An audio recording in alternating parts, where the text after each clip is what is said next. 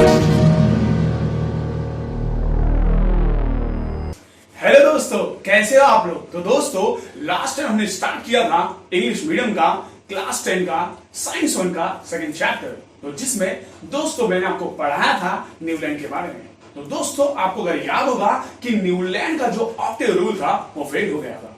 उसके बाद मैंने एक साइंटिस्ट का आपको नाम बताया था जिनका नाम था मेंडेलीव। तो दोस्तों, आज हम स्टार्ट करने वाले हैं मेंडेलीव के बारे में।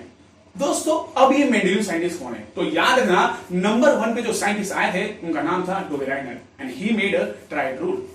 देन जो सेकंड नंबर पे जो साइंटिस्ट आए थे उनका नाम था न्यूलैंड, और न्यूलैंड ने बनाया था ऑक्टेव रूल।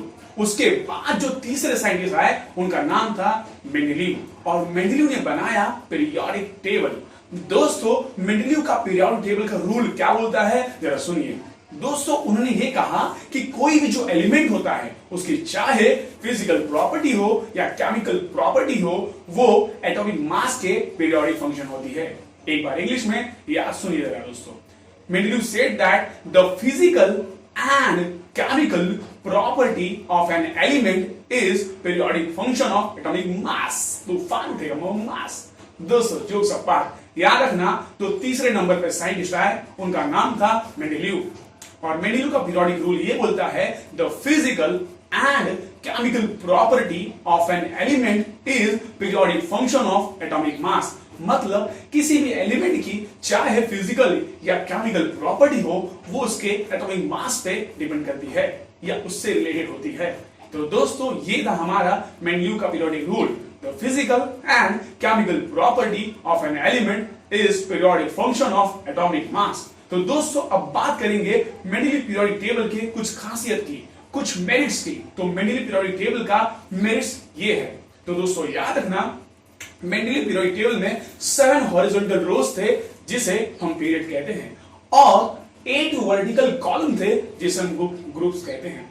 तो दोस्तों, याद रखना in Mendeleev periodic table there is a 7 horizontal rows which is called as a period, and there is a 8 vertical columns which is known as a group. He said that in a same group all the elements having a same chemical property.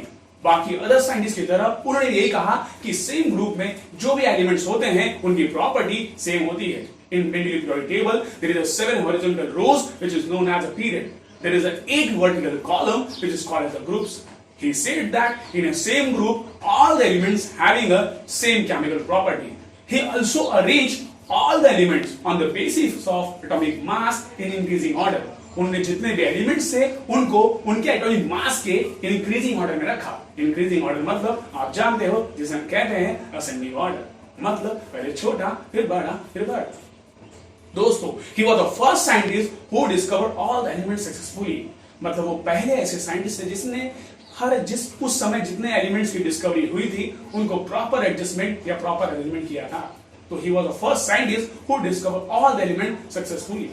He kept blank spaces for the unknown element. वो पहले ऐसे scientist थे जिन्होंने unknown elements के लिए, मतलब जिस elements की डिस्कवरी नहीं हुई थी उसके लिए भी उन्होंने 3 ब्लैंक स्पेसेस छोड़ा, जिसका नाम उन्होंने रखा एका। एक ट्रिक है, याद रखना, एकाबोएसी, एकाबोएसी, एका बोरॉन, एका एल्यूमिनियम, एका silicon.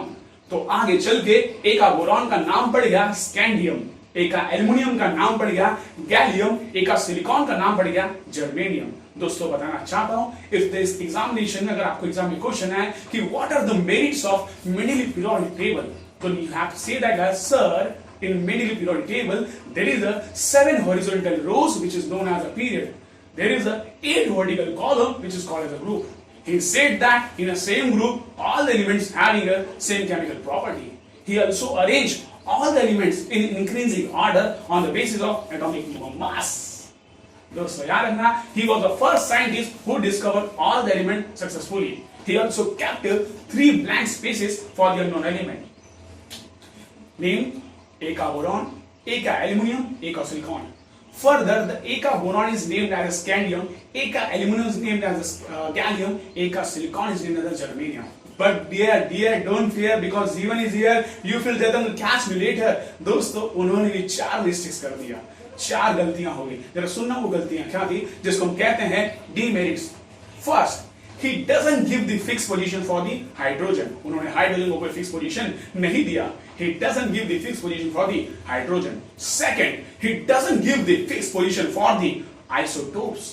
What is the meaning of isotopes? An element which is having a same atomic number but different atomic mass number is called isotope. दोस्तों isotope वो होता है ऐसे elements जिसका atomic number same हो लेकिन atomic mass different हो, that is called isotope. और सेम इसका उल्टा होता है, बेसिक नॉलेज के लिए बता देता हूं, आइसोबार, जिसका एटॉमिक मास सेम होता है लेकिन डिफरेंट एटॉमिक नंबर होता है, उसे हम कहते हैं आइसोबार. तो पहला डीमेरिट्स उनका क्या है मेंडेलियोलॉजी का, सुन लीजिए. He doesn't give the fix position for the hydrogen. Second, he doesn't give the fixed position for the isotope. और तीसरा दोस्तों उन्होंने कहा था, क्या कहा था, उन्होंने जितने भी एलिमेंट्स थे उनको उनके एटॉमिक मास के इंक्रीजिंग ऑर्डर में रखा था. He arranged all the elements in increasing order on the basis of atomic mass, but he put cobalt before the nickel. अब ये टेंशन क्या है, ये क्या है समझाता हूं दोस्तों. मैं बताना चाहता हूं कि कोबाल्ट का एटॉमिक मास होता है 58.93 और निकल इसका होता है 58.71. आप मुझे बताइए अगर इसको असेंडिंग ऑर्डर में रखते हैं 58.71 पहले आता है कि 58.93? करेक्ट. आप बोलोगे सर 58.71, उसके बाद आता है 58.93. तो दोस्तों 58.71 किसका था? सर निकल का था. अच्छा 58.93 किसका था? कोबाल्ट का था. तो पहले आएगा निकल, बाद में आएगा cobalt, but Mendeleev put cobalt before the nickel, which was wrong. Fourth point, he said that in the same group all the elements having the same chemical property. Dear, उन्होंने ऐसा कहा था कि एक ग्रुप में जितने भी एलिमेंट्स होते हैं उनकी प्रॉपर्टी सेम होगी, लेकिन दोस्तों he put manganese. I'm not talking about the magnesium. थोड़ा बच्चे कंफ्यूज रहते हैं. मैग्नीशियम को बेटा याद रखना, एक एलिमेंट होता है, मेटल होता है जिसको दिखाते हैं Mg से, और मैग्नीज जिसको दिखाते हैं Mn से, कैपिटल M स्मॉल m. दोस्तों याद रखना Mn, मैग्नीज. तो he put manganese with the halogen. उन्होंने मैग्नीज को हेलोजेंस के साथ रख दिया जिसकी प्रॉपर्टी टोटली डिफरेंट थी. अब बोलोगे सर ये हेलोजेंस क्या होता है? दोस्तों बताना चाहता हूं, आपने क्लोरीन का नाम सुना होगा, आपने फ्लोरीन का नाम सुना होगा, आपने ब्रोमीन का नाम सुना होगा, आपने आयोडीन का नाम सुना होगा. ये होते हैं हमारे हेलोजेंस. तो दोस्तों एक बार पूरी चीज को हम लोग रिवाइज कर लेते हैं. Today we have started a mainly periodic table rule. The physical and chemical property of an element is periodic function of atomic mass. What are the merits of the Mendeleev periodic table? Guys, he has a 7 horizontal rows which is known as a period. There is a 8 vertical column which is known as a group. He said that in a same group, all the elements having the same chemical property. He arranged all the elements in increasing order on the basis of atomic mass. He was the first scientist who discovered all the elements successfully. He also kept 3 blank spaces for the unknown element, which was named as Eka boron, Eka aluminum, Eka silicon. Further, Eka boron named as scandium, Eka aluminum का gallium, Eka silicon का germanium. But he did 4 mistakes. He doesn't give the fixed position for the hydrogen. What are the demerits? He doesn't give the fixed position for the hydrogen. He doesn't give the fixed position for the isotope. He put cobalt before the nickel, which was wrong according to the atomic mass of ascending order. He put manganese with the halogens, which was totally different having a property.